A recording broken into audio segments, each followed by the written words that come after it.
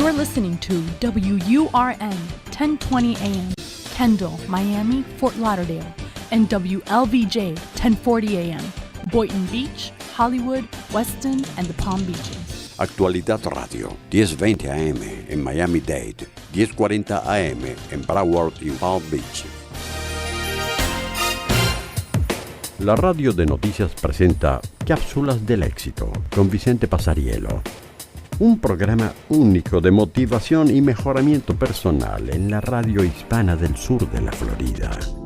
Así que prepárate a disfrutar de una hora completa de transformación y de invitados que compartirán sus historias de vida que cambiarán la tuya. Cápsulas del Éxito. Empieza ya. El programa de hoy va a estar sumamente interesante porque voy a tener desde Venezuela un invitado de lujo. Él es el presidente ejecutivo del Banco Exterior en Venezuela. Él se llama el señor Raúl Baltar. Es una persona, es un economista, de hecho, inmigrante español, deportista de vocación, conferencista, y ahora tiene una nueva etapa de escritor. Y va a compartir con nosotros sus experiencias de vida y va a compartir, por supuesto, sus estrategias. Y va a hablar de un libro que acaba de salir a la venta, que se llama El arte del ser humano en la empresa. Y me llama muchísimo la atención porque ustedes recordarán, hemos comentado en Cápsulas del Éxito en varias oportunidades, de este psicólogo psiquiatra Viktor Frankl, que él logra crear algo que se llama la logoterapia. La logoterapia, logo viene de sentido y significado, y es la terapia que nosotros tenemos que tener en nuestra vida, darle significado a nuestra vida. Yo pienso, ¿no?, de que una empresa sin su personal de trabajo, que no tenga un significado, unas metas, puede ser una empresa exitosa, pero no va a ser una empresa llena. Yo pienso, y según mi tiempo de experiencia haciendo programación neurolingüística, coaching y seminarios, sobre todo personas que han tenido mucho éxito, si esa persona que tiene éxito no se siente llena por dentro, yo no considero que sea un éxito completo.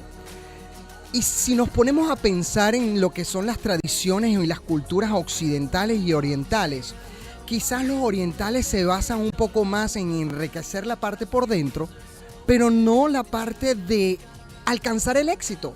Entonces, podemos ver como esas personas, si vivieran en los Estados Unidos, serían unas personas que no tienen ningún tipo de recurso económico. Porque hay que combinar las dos partes. Pienso que sí es necesario tener éxito, sí es necesario alcanzar metas cada vez más grandes, sí es necesario tener éxito económico y tener abundancia, que yo llamaría no solamente éxito económico, sino poder invertir ese dinero y esa capacidad económica en ayudar a los demás. Pero si no estás lleno por dentro, pienso que también vas a encontrar un tremendo vacío. Y creo que el camino del ser humano es llenar y contribuir a los demás. Considero que las grandes empresas deben y tienen que invertir en su personal, en sus empleados, en su gente, para poder construir no solamente una empresa exitosa y una empresa sólida, sino una empresa en donde cada uno de ellos represente la totalidad y la llenura. Que cada uno de esas personas que trabajan en pro de esa compañía pues puedan tener metas claras, puedan sentirse de la mejor manera y sobre todo contribuir, que creo que eso es la gran misión que nosotros tenemos todos los seres humanos. Así que quédate con nosotros en Cápsulas del Éxito, porque estoy seguro que la vida de este ejecutivo, de este presidente del Banco Exterior, Raúl Baltar, de su libro, de esas personas, el arte del ser humano, pero en la empresa, podemos aprender algo muy interesante. Y estoy seguro que la vida de él va a transformar la tuya. Qué interesante poder recibir comentarios de ustedes a través de Vicente@Cápsulas del Éxito. Sobre todo, personas que han tomado la decisión, la determinación, la elección de poder elegir un nuevo camino. Y eso lo puedes hacer únicamente si oyes programas de mejoramiento personal, si ves programas de mejoramiento personal, si inviertes en tu vida para crear algo diferente. En el libro de Viktor Frankl, que significa Men Search for Meaning, o el hombre en busca de un significado. Viktor Frankl, como dije anteriormente, fue un psicólogo y un psiquiatra clínico que fue capturado y fue llevado a un campo de concentración, uno de los peores para los judíos, que era Auschwitz. Y él habla en su libro de que una de las cosas que caracterizaba que las personas pudieran tener éxito en el sentido de sobrevivir en esos campos de concentración era justamente su logoterapia. O sea, esas personas que normalmente y bajo esas condiciones tan extremas no tiraban la toalla, esas eran las personas que podían sobrevivir, que tenían una aptitud y una actitud diferente hacia la vida.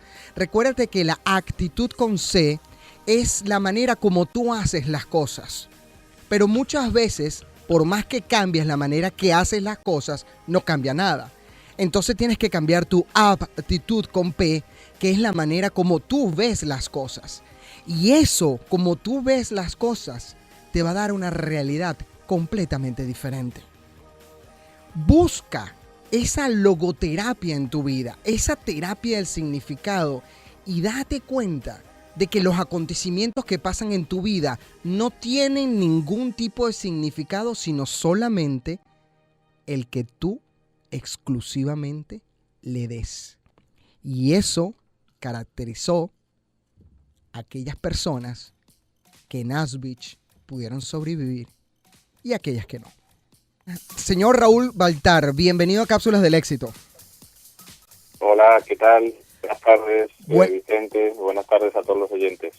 Qué placer poder compartir contigo y tenerte en el programa. Te sigo en Twitter y esa es una de las cosas que pues nos motivó a buscar un poco de ese éxito que has tenido.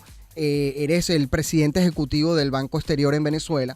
Aparte de eso, como dije anteriormente en la presentación, pues un corredor de vocación, te gustan los deportes, te gusta hacer ejercicio, te gusta hacer conferencias y estás como empezando una nueva etapa en tu vida que es escribir, o sea que quieres dejar realmente un legado a los demás y has escrito un libro que se llama El arte del ser humano, entre paréntesis, en la empresa. Pero antes de que hablemos del libro, me gustaría saber cómo empieza el señor Raúl Baltar a crear todo este tipo de filosofía y de enfoque a no solamente a los empleados, sino a los trabajadores de una empresa para construir una empresa exitosa. Bueno, mira, la verdad que el comienzo, en mi opinión, es muchas veces difícil de localizar, ¿no? Yo creo que hay una conjunción de muchas situaciones que se van dando a lo largo de la vida. En mi caso, que bueno, como probablemente se nota por mi acento, a pesar de mis 11 años por América, ya casi 12 años, soy español. Parte de lo ¿Del Barça, del Barcelona o de Madrid? No, soy de Galicia, pero gallego de los auténticos, de los de verdad, gallego. Pero gallego de Galicia. ¿Y el equipo de fútbol por quién vas? Bueno, soy simpatizante del Madrid, aunque muchas veces me peleo con ellos porque no luchan. Últimamente me estoy reconciliando un poco más. Y luego soy del Deportivo de La Coruña, que es donde vive mi familia, más de corazón. Okay. Que está en segunda división y haciendo toda su tarea para poder ascender. Bueno, te decía que justo, bueno, ese propio origen, el gallego, por décadas ha sido un emigrante en potencia, bueno, pues por la pobreza que se vivía en Galicia, sobre todo a principios del siglo pasado, ¿no? En los años 20, 30. A mí me tocó ser emigrante ya de otra dimensión, ¿no? De los que emigran en Iberia, que han viajado en otras condiciones, pero me he movido mucho a lo largo de mi vida y una de las cosas que, en mi opinión, te da una perspectiva diferente, te permite ir acumulando una serie de vivencias que van formando luego el concepto que uno aplica en la gerencia y en el liderazgo, es precisamente la apertura hacia distintos escenarios, hacia vivencias de personas totalmente distintas, hacia culturas totalmente diferentes. Y bueno, pues en ese camino, hace 11 años dejé España para ir a Perú. Estuve 7 años en Perú, me casé con una peruana, nos vinimos a Venezuela, llevamos ya casi 5 años, camino de 5 años en Venezuela, y tenemos una niña, Luana, que ha nacido en Venezuela. Así que, bueno, parte de toda esa combinación de factores y de experiencias es seguramente parte de lo que inicia el concepto que hoy en día yo aplico y en el que creo fervientemente en cuanto a gerencia se refiere. Recuérdense que estamos hablando con Raúl Baltar Esteves. Él es el presidente ejecutivo del Banco Exterior en Venezuela. Si tienen alguna pregunta, lo pueden hacer por Twitter, @pasarielo o @elnorbracho. Igualmente nos puedes llamar al circuito, a Actualidad Radio, al 305-529-1020. Raúl, entonces, ¿qué motiva de que te vayas de España a Sudamérica? Seguramente parte está en los genes, porque yo creo que siempre digo que hay algo de lo que uno es que está en la genética y entonces no tiene demasiado mérito, ¿no? Quizás el mérito es descubrirlo y potenciarlo, ¿no? Entonces yo soy inquieto por naturaleza. Cuando en el año 2000, mediados del 2000, estaba en mi oficina en Sevilla como director territorial de una zona amplia de España, con sede en Sevilla, de un banco español, me llama un headhunter y me dice que si me interesa irme a América a trabajar, ¿no? Y a mí me sonó eso más o menos a chino, ¿no? En ninguno de mis sueños yo me podía haber imaginado irme en ese momento a América a trabajar, pero por el camino, bueno, la curiosidad que uno tiene permanente ante las cosas me hizo aceptar las primeras entrevistas, escuchar de qué se trataba, y me encontré que, bueno, con 37 años, que es cuando yo llego a Perú, que es mi primer destino, tenía la oportunidad de presidir un banco.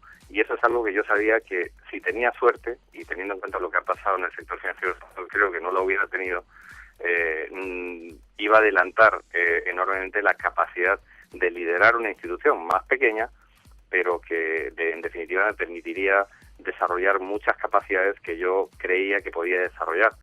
Y entonces di el paso y me fui a Perú. Y me fui a Perú sin ni siquiera saber prácticamente sí dónde estaba en el mapa, obviamente, pero sin saber absolutamente nada del país. Ahí es me fui. Donde fuiste el director del Banco Interamericano de Finanzas, ¿correcto? Exactamente, sí. Ok, entonces, qué interesante. O sea que no sabías realmente que querías venir a América, pero alguna persona te lo comentó. ¿Te pareció interesante? ¿Tomaste el riesgo y decidiste irte a Perú? Cuando llegas allá, un español de Galicia, ¿qué consigue en Perú? Aparte de tu esposa, por supuesto, pero a nivel de trabajo, ¿qué consigue?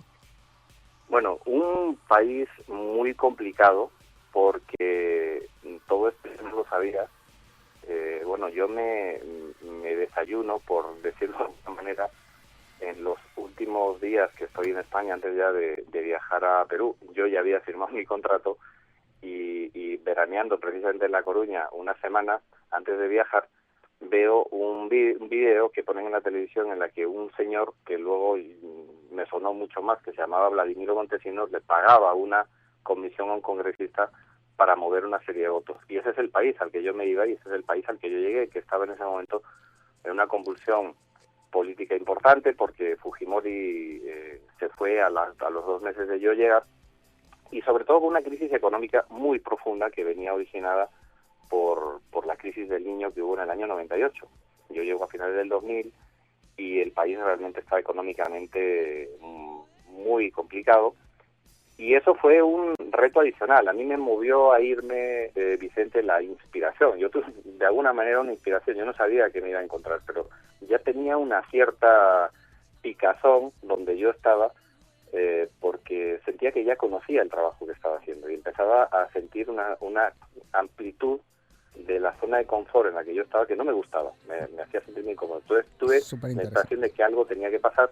Pasó esto, llegué allí y además me encontré una situación muy complicada que hizo que desde el punto de vista profesional, esos años que justo fueron el comienzo de la recuperación del Perú desde el punto de vista económico y de crecimiento, pues lo viviera apasionantemente desde el punto de vista de crecimiento profesional, muy apasionante. Qué interesante eso que acabas de decir, de que te incomodó la zona de confort, o sea que de alguna u otra manera parte del desarrollo y del éxito del ser humano tiene que ver justamente con romper esa incertidumbre y aceptar retos nuevos, como en el caso tuyo, que llegas a un país que está en una situación controversial, pero decides asumir el reto. ¿Por qué? Porque estabas dándote cuenta de que estabas en tu zona de confort y no estabas creciendo. Exactamente. Mira, nosotros teníamos en ese momento, Vicente, nuestro banco con una cuota de mercado aproximadamente de no sé, creo que, te hablo de memoria, 0.5% de cuota de mercado, un banco muy pequeño. En el Perú había en ese momento nada más 12 bancos y éramos el banco número 11, ¿no? Un banco joven que se había creado de cero. Y había una serie de bancos muy grandes, muy sólidos, muy tradicionales en el Perú. Y entonces yo me encuentro con que nuestros ejecutivos, en un banco que en ese momento tenía apenas 200 personas trabajando en el banco, iban a visitar a un cliente y ellos portaban en la visita del cliente el estigma del puesto número 10. Pues mire, venimos a verle, pero somos el banco número 10. Entonces, si medía 1,80 el que iba a visitar, en ese momento medía 1,45, ¿no? Que no tiene nada de malo ser más bajo o más alto, pero se achicaba, ¿no? Entonces, lo primero que empezamos a trabajar, eso para mí fue un descubrimiento, porque empezamos a trabajar la parte emocional nuestra, la interna, que era nuestro primer argumento, la primera batalla que había que librar, y que nuestra gente sintiera que ellos, como personas, no eran menos que ellos personas de otros bancos mucho más grandes. Competían en igualdad de condiciones si el entusiasmo, si la actitud y si la motivación que tenían era el mismo. Y empezamos a trabajar eso, que fue algo que en ese contexto a mí me apasionó hacer, y empezó a desarrollar muchas cosas que luego fueron pasando. Qué interesante. Estamos hablando con el presidente ejecutivo del Banco Exterior en Venezuela, el señor Raúl Baltar Esteves, y nos está contando su historia, no solamente de éxito, para aquellas personas que dicen, bueno, pero es que claro, el señor llega al éxito, o esta persona llega al éxito porque hace esto. No, pero al principio se generó de una incertidumbre, y creo que eso es lo maravilloso del ser humano, que a través de esa incertidumbre, la certidumbre que no encuentras en ese momento, pero que la vas a seguir. Una de las frases que me encantó es, justamente estaba fastidiado de la zona de confort y querías algo diferente. Y este banco en donde tú entras se encarga justamente de maximizar el personal humano para poder construir algo diferente y saber de qué darle herramientas a estas personas para que no se sientan inferiores por otros bancos que estaban en un ranking superior. Si tienes preguntas, 305-529-1020, ya estoy recibiendo twitters. El señor Arquímedes Rivero, el presidente de Fonolibro, pues está escuchando el programa y está diciendo que está muy bueno y felicidades, así que muchas gracias. Puedes llamarnos al 305-1020, recuérdense que somos el circuito Actualidad Radio, 1020 AM en Miami-Dade, 1040 AM en Broward y West Palm Beach. Raúl, entras entonces como director del Banco Interamericano de Finanzas. ¿Y qué metas tenías en el banco? ¿Maximizar al personal, llevar al banco a una posición de un ranking más alto, incrementar los ahorristas? ¿Qué es realmente lo que estabas buscando? Bueno, era un banco, como comentaba antes Vicente, muy pequeño, que había nacido en el año 91 de cero. Es un banco que tuvo una ficha bancaria nueva, no compramos una operación, sino que empezó de cero.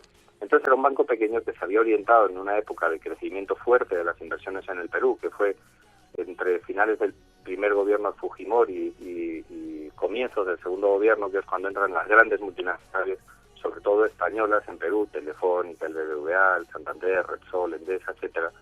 Entonces había una burbuja de operaciones grandes y éramos un banco corporativo, un banco muy pequeño, pero que se dedicaba a operaciones corporativas. Bueno, lo primero que hicimos fue plantearnos los retos que teníamos que afrontar, y era diversificar eso, crear una banca comercial, una banca pegada a la calle. Casi se nos identificaba como un banco multilateral, con lo pequeños que éramos, incluso por nuestro nombre, que daba lugar a confusiones. Banco Interamericano de Finanzas, Banco Interamericano de Desarrollo, nos llamaban cualquier cosa, no éramos conocidos.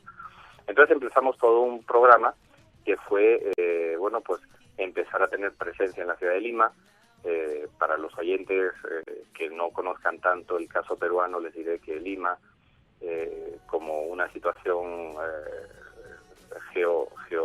geofísica, es una ciudad que concentra, en estos momentos debe ser todavía del orden del 35% de la población del Perú. O sea, hay una concentración en Lima de personas y de actividad productiva muy importante, empezamos a crecer en Lima y empezamos a crecer también en el interior del país, generando nuevos negocios, estableciendo estructuras, generando la cultura de cómo teníamos que hacer las cosas, mejorando nuestra cartera. El Perú en esos momentos tenía, fíjate, un indicador de morosidad de casi el 15%, que era, bueno, pues altísimo, ¿no? Claro. Bueno, entonces tuvimos que surfear con la parte económica, y mientras estábamos trabajando la parte económica, haciendo crecer los negocios, creciendo poco a poco el volumen de operaciones, dándonos a conocer a los clientes, empezamos a trabajar a la par, que es un poco la filosofía que tenemos, la parte interna, porque lo que hace sustentable un proyecto empresarial, sea del tipo que sea, en mi opinión, es lo interno, y lo interno son las personas, ¿no? Entonces empezamos a crear poco a poco una cultura, una mística de trabajo, es decir, estar en el Banco Interamericano de Finanzas del Grupo Fierro era algo importante, y era algo importante porque ellos veían que a cualquiera que se dirigían de la parte ejecutiva, que es por donde hay que empezar normalmente, pues sentía que formaba parte de una organización especial. La combinación de ambos factores fue lo que nos empezó a ir permitiendo ganar terreno. Yo dejé este banco ya hace 4 años para venirme aquí a nuestro banco en Venezuela, pero ese banco hoy, en un sistema que ya ahora mismo debe tener unos 18 bancos aproximadamente, es el 5º banco del país, ¿no? Y es el 5º banco del país con una mística de trabajo muy interesante, muy interesante. Y fue parte del origen de todo lo que vino luego, bueno, pues el desarrollo, el crecimiento profesional personal que uno tiene también, y que va permitiendo vislumbrar poco a poco los caminos que bueno, pues te van haciendo más fácil dejar permanentemente, esa frase que te ha gustado, pero que yo hablo mucho de ella, dejar permanentemente la zona de confort atrás, porque la zona de confort es aburrida, no te genera valor, no genera valor personal. Exactamente. ¿Qué hace que conozcas a tu esposa en Perú, lleves a un banco a una posición diferente, entre, como acabas de decir, pues uno de los 5 mejores o los 6 mejores? ¿Qué hace que de repente digas, bueno, ya conseguí lo que quería y ahora me voy a Venezuela con familia y todo? Bueno, mira, es una buena pregunta. Conociendo un poco nuestro grupo, el Banco Exterior en Venezuela es el banco más grande que tenemos, es el banco más antiguo, es un banco con 54 años, es un banco con 2.200 personas trabajando en él, con presencia en prácticamente todo Venezuela, en 21 de los 23 estados. Es un banco con mucha tradición, con mucho nombre, y bueno, para mí, que me permitieran tener la oportunidad de venir a liderar este banco, que era considerado en ese momento el mejor banco del grupo nuestro y uno de los mejores bancos de Venezuela, bueno, para mí eso era adrenalina pura. O sea, ya no es que dejaba atrás la zona de confort, se dinamitó completamente la zona de confort, ¿no? Y bueno, pues dijimos, bueno, nos vamos, ¿no? Nos vamos con todo lo que eso supone para, obviamente, un movimiento familiar también, ¿no? Que no solo la parte profesional es la que uno ve, porque efectivamente nos tuvimos que mudar y tenemos muchas anécdotas de la llegada a Caracas, que no sé, se nos podría alargar mucho la conversación, pero que fue una parte también interesante y que recordamos muchas veces de la llegada nuestra a Venezuela y a Caracas, ¿no? Llegas a Venezuela en una crisis financiera en el 2008, donde la bolsa de valores de los Estados Unidos cae en picada, donde vamos a decir, los papeles comerciales se venden por nada. ¿Qué hace Raúl Baltar en esa bienvenida a nivel internacional, a nivel económico? Pero no me lo respondas, me lo respondes después de los comerciales. Y al regreso seguimos con más de Cápsulas del Éxito con Vicente Pasarielo.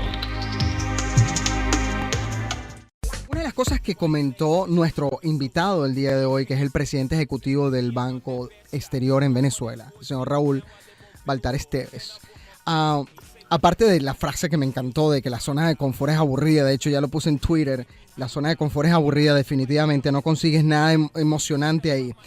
Pero habló de las vivencias. Y yo te tengo una pregunta que hacer. ¿Alguna vez has aprendido a montar bicicleta con el manual? Eso no pasa. Tienes que hacer las cosas, tienes que vivir el proceso y el procedimiento para que quede dentro de ti. Pero ahora te garantizo algo. Si tienes 20 años sin manejar bicicleta, en el momento que te montas, la manejas inmediatamente. Porque las vivencias no se olvidan. Entonces te invito a leer, te invito a mejorar, a tener conocimiento. Acuérdate que el conocimiento es poder en potencia, porque si no lo aplicas no sirve. Pero te invito también a que rompas esa incertidumbre y empieces a tener un poco de vivencias diferentes de donde se desarrolle tu músculo. Pienso que el cerebro es como un músculo. Tienes que ponerle más peso cada vez y tienes que ponerle más cosas para que se expanda. Y definitivamente las vivencias en Raúl Baltar pues han llegado en este momento de la historia a Venezuela, en donde le dieron un recibimiento que yo me imagino como somos los venezolanos, Raúl. Así que yo me imagino que fue un buen recibimiento allá en Caracas y decides quedarte en Venezuela a transformar el banco exterior. ¿Qué es lo primero que haces cuando llegas allá y empiezas a trabajar en el banco como director ejecutivo del banco? Lo primero, escuchar y observar. Para mí eso es siempre lo más importante, ¿no? Uno no puede tener un manual, decías, ¿no? Comentabas ahora, me ha gustado mucho ese comentario para montar la bicicleta. Aquí en el mundo empresarial cada vez hay menos manuales, ¿no? Entonces, para saber exactamente cómo desmontar y volver a montar, o sencillamente lavar y pintar, que a lo mejor es lo único que hace falta a veces, lo primero escuchar, observar y conocer muy bien el mercado y sobre todo conocer la posición que el banco tenía, ¿no? Y efectivamente el momento fue un momento complicado por la crisis financiera internacional que explota precisamente en esos momentos. Yo tomo de alguna manera posesión oficial el 14 de febrero, el Día de los Enamorados, es el día que a mí me nombran presidente ejecutivo del banco. Y acabas de cumplir entonces, hace 2 días, 3 días. Aniversario. De aniversario, sí señor. Y bueno, pues a partir de ahí explota el tema internacional. Pero a mí me encanta participar hoy en tu programa y precisamente en la motivación que tiene este programa, porque lo que nosotros empezamos a trabajar en ese momento, una vez que vimos dónde estábamos, y lo que vimos es que estábamos en una excelente entidad, muy bien valorada y con una serie de colaboradores muy grande, más de 2.000 personas, que querían mucho a su institución, ¿no? Entonces yo creo que todos hemos visto de pronto, que hablábamos antes de ese equipo de estrellas, que tú dices, ¿cómo es posible que jueguen tan mal de pronto, ¿no? ¿Cómo es posible que no les salga un pase? ¿Cómo es posible que lleguen siempre tarde a la jugada? ¿Cómo es posible que se les haya olvidado jugar, ¿no? Entonces, a veces con las organizaciones pasan esas cosas. El bloqueo externo, el bloqueo que el entorno te genera a tu forma de jugar, pues porque tienes en esos momentos pues un contrincante que está más motivado, hace que te olvides de tu propia capacidad. Entonces lo primero que hicimos fue, vamos a ver, esta es la posición de la que partimos y es de muchísima fortaleza. El entorno es complicado, es muy complicado. Nosotros tenemos mucho que ganar si nos miramos hacia adentro. Un banco de más de 50 años tiene muchas cosas que reparar y muchas cosas que renovar. Y vamos a empezar a abrir armarios y nos vamos a encontrar muchas cosas que ya no nos sirven.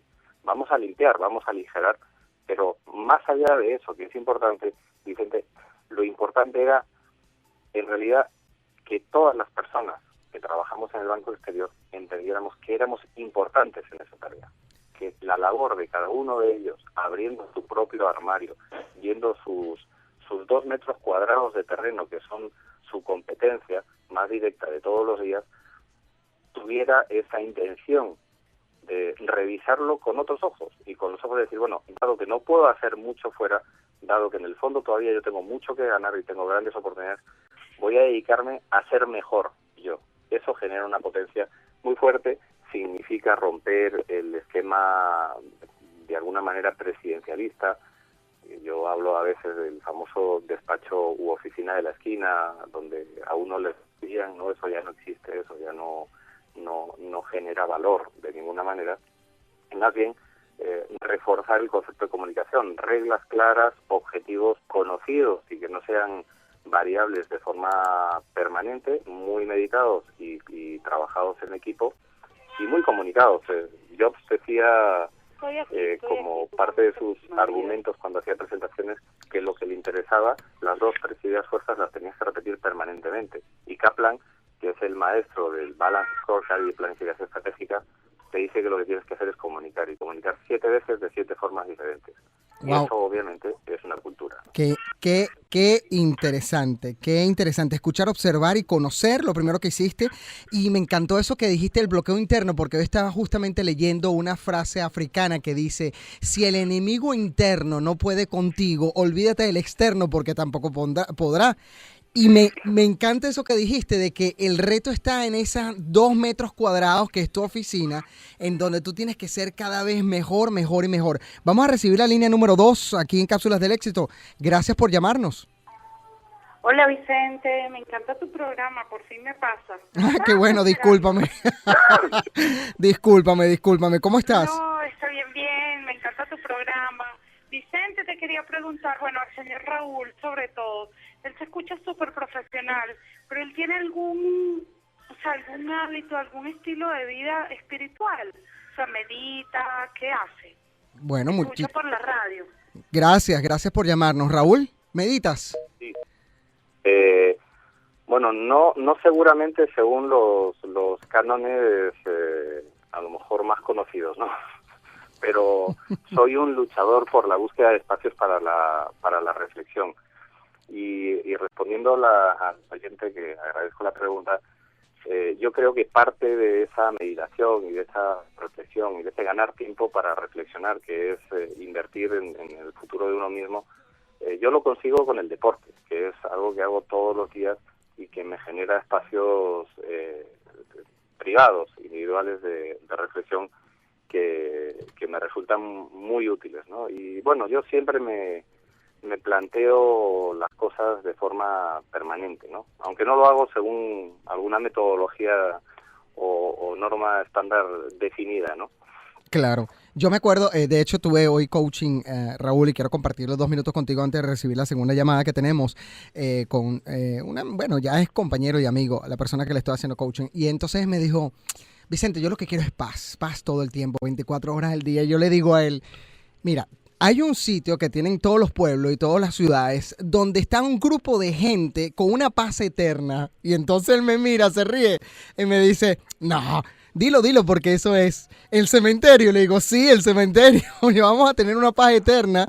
Si estamos aquí, tenemos que movernos, tener metas, romper las cosas que nos dan miedo. Si te da miedo, tienes que hacerlo. Y buscar, pues sí, quizás no meditar de la manera como tradicionalmente hemos escuchado, pero quizás a través del ejercicio, a través de la donación, a través de compartir con una persona, a través de escuchar a una persona, pues entramos en un proceso de meditación y de llenura. Vamos a recibir a Alfredo en la línea número 2. Recuerden, se está en el circuito Actualidad Radio, 1020 AM Miami-Dade, 1040 AM Broward and West Palm Beach, y el teléfono 305-529-1020. Alfredo, línea número 2. Buenas tardes. Buenas tardes.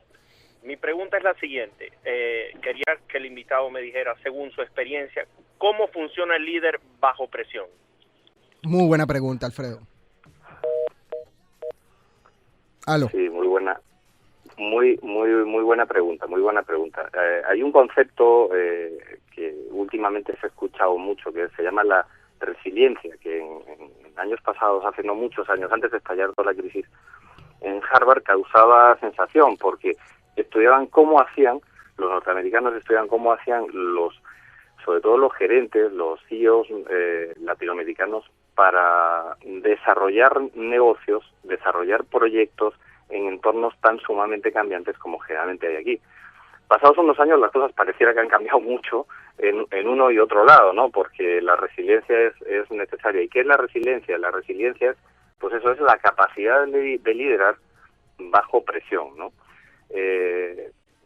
Mira, para mí el mejor de los argumentos que uno puede utilizar para liderar en entornos de presión, que por otra parte creo que casi siempre cuando se llega a determinadas posiciones tienen que ser así, son así, esos son los entornos, y si no eres capaz de manejarlos, realmente no vas a ser un buen líder, es primero ser consciente de cuál es el propósito que tienes. ¿Cuál es el propósito que tienes? Tu propósito tiene que estar clarísimo, hacia dónde te quieres dirigir, como organización y, por supuesto, como persona, porque más allá de líder, uno es persona, ¿no? Y de lo que se trata es de aprovechar el tiempo que estamos aquí antes de ir a ese sitio que comentabas de reflexión, al cementerio, ¿no?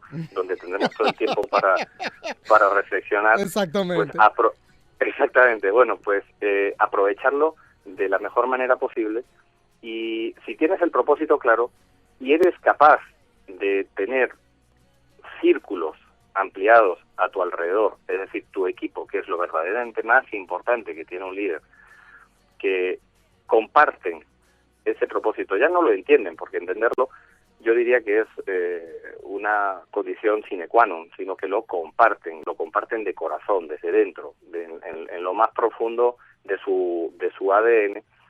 Si esos círculos se van aplicando, nosotros en el banco tenemos un programa muy bonito que se llama Roraima, por todo lo que significa Roraima, que es de liderazgo compartido y multiplicado hacia distintas posiciones en la organización. Bueno, pues es más fácil liderar en momentos de estrés, ¿no? Y además, en segundo lugar, yo daría, humildemente una recomendación que es algo que yo procuro aplicarme a mí mismo siempre, que Por es favor. relativizar las cosas. Relativizar las cosas. Vicente, si finalmente vamos a terminar en ese cementerio, ¿por qué preocuparse tanto de algunas cosas si normalmente todo termina solucionándose? Exactamente. Todo termina solucionándose. Bueno, entonces relativizar un poco las cosas, levantarse unos pasos de donde uno está posicionado, ver las cosas desde arriba y decir, oye, mira, también no es tan grave.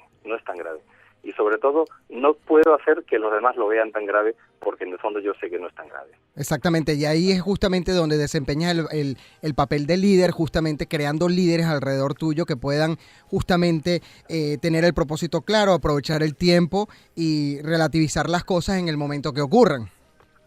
Es correcto. Para mí eso es esencial. Yo hace poco escribía, hace muy poquitos meses, una reflexión que hablando en una evolución de la zona de confort, yo decía, qué maravilla es la adrenalina, sentir la adrenalina de sentirse prescindible, es decir, he hecho las cosas tan bien que soy prescindible. Eso es una adrenalina, porque eso es pura adrenalina. Totalmente. O sea, tengo un buen equipo, he generado una capacidad de liderazgo tan compartida, tan amplia, que soy prescindible. Qué bueno. Y aparte, objetivamente y cuantitativamente. Y te crea, Raúl, te crea responsabilidad justamente, que es eso lo que hemos hablado en varias oportunidades, responder con habilidad ante esos acontecimientos, porque ya no eres tú solo, eres la cabeza o la punta de una lanza de un equipo de personas de 1.500, 2.000 personas que están contando contigo, pero tú también estás contando con ellos. Entonces hay como una especie de sinergia, ¿no? Sí. ¿El barco se hunde por falta de capitán, Raúl? Perdón, se me fue el... No te preocupes. ¿El barco se hunde por falta de capitán?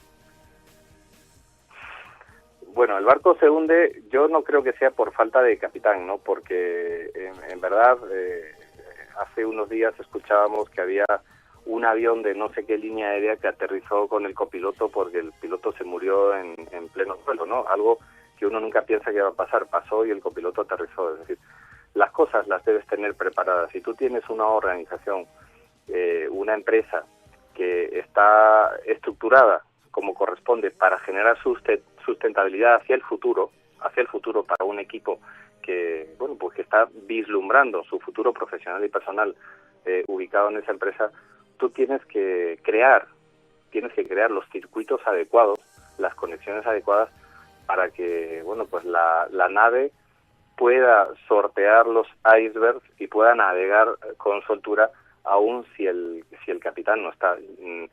Eso, desde el punto de vista empresarial, realmente hay que ir dejándolo de lado, ¿no? Uno no puede ser tan esencial más allá de, bueno, pues de cumplir un papel de liderazgo, ¿no? Pero no puede ser tan esencial ya en una organización. Ya. Raúl, Me gustaría un poco cambiar la parte ejecutiva y la parte empresarial y hablar un poco de ese libro que acabas de escribir que se llama El arte del ser humano en la empresa. Eh, Escribiste algo que me llama la atención y de hecho es una pregunta. ¿Son los colaboradores de una empresa realmente conscientes del protagonismo que tienen en la construcción, el desarrollo y la sostenibilidad de la planificación, los procesos o la calidad? ¿Son o no son? Es una excelente pregunta que yo me hacía, porque yo creo que en términos generales no. Y en términos generales no, porque muchas ocasiones no interesa, no interesa que lo sean. Hace aproximadamente 2 años empezó todo este proyecto, que ha sido la verdad que muy apasionante, que si quieres te lo comento. Por favor. A los oyentes. Y que nace, bueno, primero por mi esposa Pamela, que ella es artista, ella es cantautora, que por cierto... nominada al Grammy Latino. Ayer abrió el concierto de Jorge Drexler aquí en Caracas, y ella hizo de telonera, y le fue muy bien, por cierto. Leí los comentarios, felicidades para tu esposa, que aparte de eso fue nominada al Grammy Latino. Felicidades. Eso. Así que, bueno, ya veo que los dos son personas de éxito. Ok, yo se lo doy en un ratito. Y bueno, ella me decía que yo tenía que entrar en las redes sociales, y como tanta gente, yo no soy nativo digital, soy, además de emigrante físico que me vine de España a América, soy también emigrante digital, como está considerado socialmente por mi edad, ¿no? Entonces me convenció para que empezara a investigar, a entender qué es lo que estaba pasando con las redes sociales. Entonces, fíjate qué interesante que nosotros en el Banco Exterior tenemos un promedio de edad de 32 años en estos momentos. Es un banco muy joven, y al ser un promedio de 32 años, bueno, pues hay muchas personas en el banco que están por debajo de esa edad, que más o menos se define como nativo digital, que son todos aquellos que han nacido del año 83, 82, 83 en adelante. Entonces, yo de pronto, teniendo en cuenta esto y conociendo lo que eran estas redes y el uso que particularmente en Venezuela tienen las redes, y combinando eso con yo diría que tópico interés que yo siempre he tenido por escribir, siempre había pensado en escribir, bueno, pues me animé a escribir un blog, y empecé a escribir un blog, y de pronto entendí que esa era una manera muy interesante para comunicarme con los colaboradores del banco, con mis colegas en el banco. No a través del correo electrónico, que es algo que esa generación ya lo ve con una cierta desidia, es casi una tortura, en verdad, para todos, sino porque, en verdad, el blog, luego Facebook, luego Twitter, se convirtieron en una plataforma de comunicación que nos acercó muchísimo. Exacto. Y por lo que a mí me permitió empezar a utilizar una serie de ejemplos, bueno, que me divertí mucho además escribiéndolo, y lo trabajé bastante. Escribir no es nada fácil, y que me permitió ir de alguna manera transmitir que eran muy importantes en cada una de las cosas que hacemos en el día a día, y que de verdad sí tienen que ser conscientes que esos 2 metros cuadrados que tienen alrededor no solo deben de estar cuidados, sino que los caminos que conectan con los 2 metros cuadrados del de al lado tienen que estar limpios y caminables, porque los tenemos cerrados, ¿no? Entonces, el generar esa cultura, el generar esa inquietud en las personas, y hacerles ver que de verdad tienen un protagonismo, que es el gran protagonismo en el funcionamiento de una empresa, bueno, pues realmente eso es lo que me animó a empezar a escribir. ¿Y qué resultado conseguiste con los blogs? Sobre todo cuando uno escribe un blog, lo escribe a un público en general, no a una persona directamente. ¿Cuál fue la reacción de la gente del banco? Bueno, yo creo que habría que preguntarle también a la gente del banco, aunque yo tengo que confesarte aquí que creo que tengo muy buena relación con mi gente, con toda la gente sin igual, como nosotros decimos del Banco Exterior, muy buena, muy cercana. Yo hablo mucho todos los días en distintos escenarios y en distintos ambientes con los distintos colaboradores del banco, y yo creo que es muy bien recibido. A mí me sigue impresionando, Vicente, que un profesional bueno, el jueves pasado teníamos una reunión aquí en Caracas para presentar los resultados del año y lo que queremos hacer en el año 2012, con una parte de la banca comercial de las agencias de Caracas, que son mucha gente, lo tenemos dividido en una parte de la gente.